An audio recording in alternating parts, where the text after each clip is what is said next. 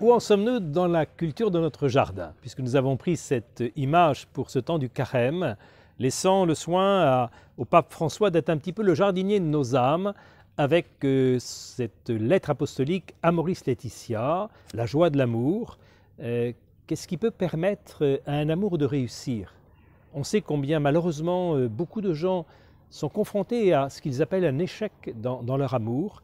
Alors, parce que peut-être on a cultivé un amour avec encore plus de soin qu'on ne cultive un jardin, nous allons poursuivre ensemble cette méditation sur l'art d'aimer tel que le décrit l'apôtre Saint Paul dans sa lettre aux Corinthiens, la première aux Corinthiens, donc au chapitre 13, ce qu'on appelle l'hymne à l'amour, qui est si souvent choisi par les couples pour leur mariage.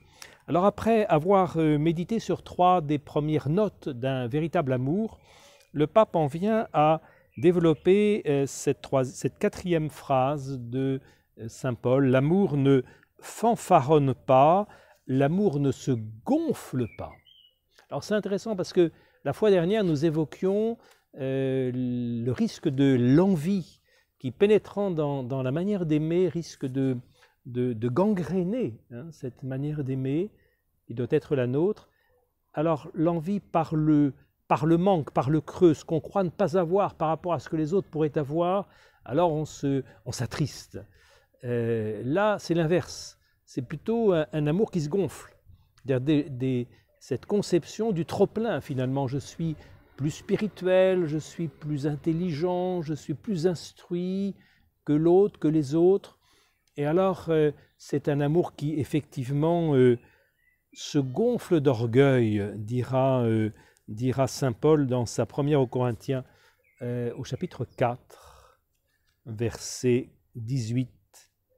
Cette manière de voir que l'amour se gonfle, on le voit malheureusement dans beaucoup de domaines.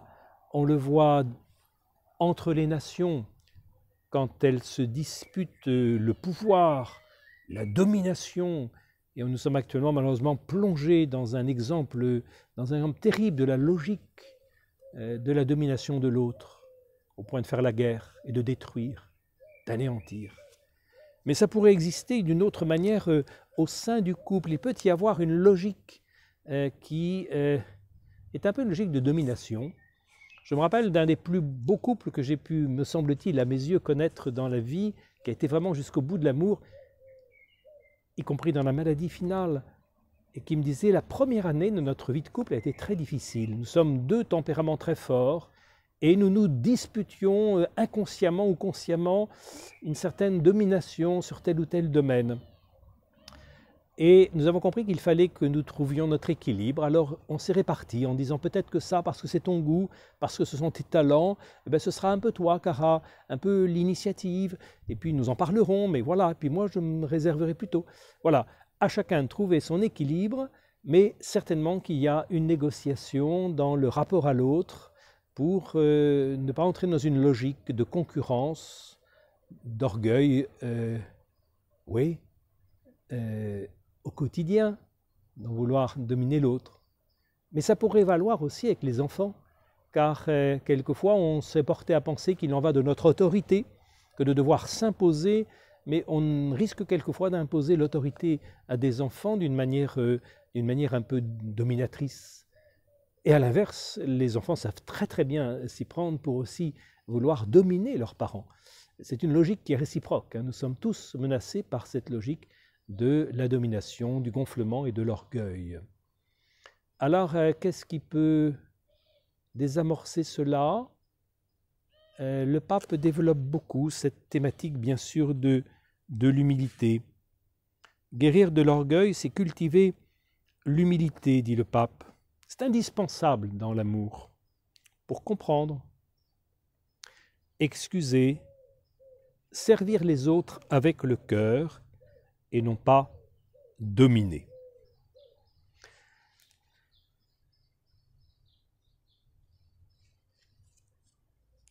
Je verrais bien un point qui me paraîtrait important, c'est aussi ce développement qu'il fait, peut-être plus particulièrement sur cette tentation de l'orgueil spirituel?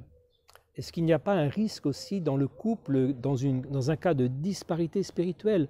L'un qui pense être croyant et pratiquant, l'autre qui pense ne pas l'être. Prenons garde déjà dans la vie de la famille, dans la vie du couple, qu'il n'y ait pas une sorte de intérieurement un peu une supériorité dans ce domaine, alors que l'autre, nous savons, n'est pas dénué de toute une vie spirituelle. Et c'est vrai aussi des croyants dans la relation avec les autres membres de la société qui ne partagent peut-être pas ou qui n'affirment peut-être pas nos convictions religieuses, mais qui risqueraient, nous, de les considérer comme inférieurs dans ce domaine-là, alors que nous avons certainement beaucoup à recevoir, y compris de leur interpellation, pour ajuster notre manière d'être croyants. Voilà, ceci qui nous invite donc à dégonfler ce qui pourrait devenir le gonflement de l'orgueil et cette manière de fanfaronner à partir de tel ou tel de nos talents. Pour terminer, peut-être comme nous le faisons habituellement avec une page, un témoignage de la famille Martin, je citerai cette remarque de Zélie qui dit « Tiens, aujourd'hui, Marie m'a dit un jour, oui, où nous étions un peu plus affrontés avec mon mari, avec Louis, le ton avait même monté. Que le ton monte, c'est bien le signe que il n'y a pas que le ton qui monte, il y a le gonflement de soi-même, il y a faire entendre ce qu'on voudrait faire entendre, c'est croire que ce qu'on veut affirmer doit vraiment s'imposer. On imagine, le ton a monté. Et alors Marie, l'aînée, la fille aînée, dit « Mais maman, est-ce que c'est ça, un couple, est-ce que c'est ça, au fond, faire mauvais ménage ?» Et alors Zélie en parle d'abord à sa fille en disant « Non, non, ne t'inquiète pas, tu sais, je t'assure qu'avec ton papa, nous nous aimons beaucoup. » Mais en même temps, le soir, Zélie, en retrouvant son mari, lui dit « Écoute, tu vois ce que Marie nous a dit, est-ce que c'est pas une invitation à faire attention, quoi, dans la manière de, quelquefois, laisser monter l'animosité entre nous ?» Et alors on dit que quand de nouveau le ton avait tendance à monter, alors il se disait comme pour court-circuiter la logique, ne faisons pas le mauvais ménage.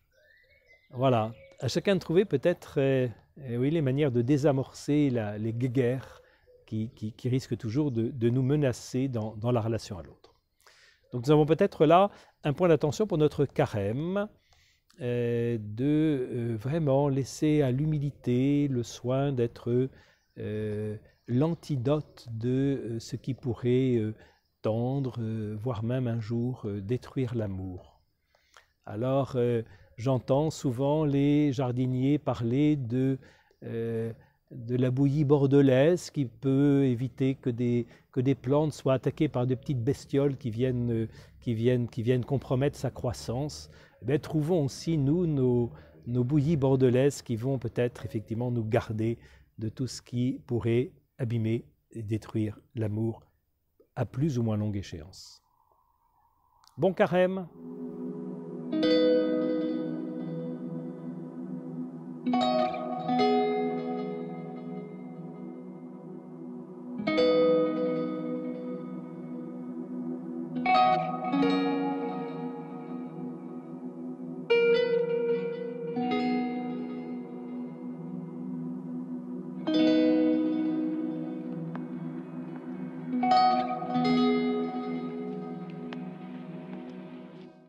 Merci à vous pour avoir regardé la vidéo.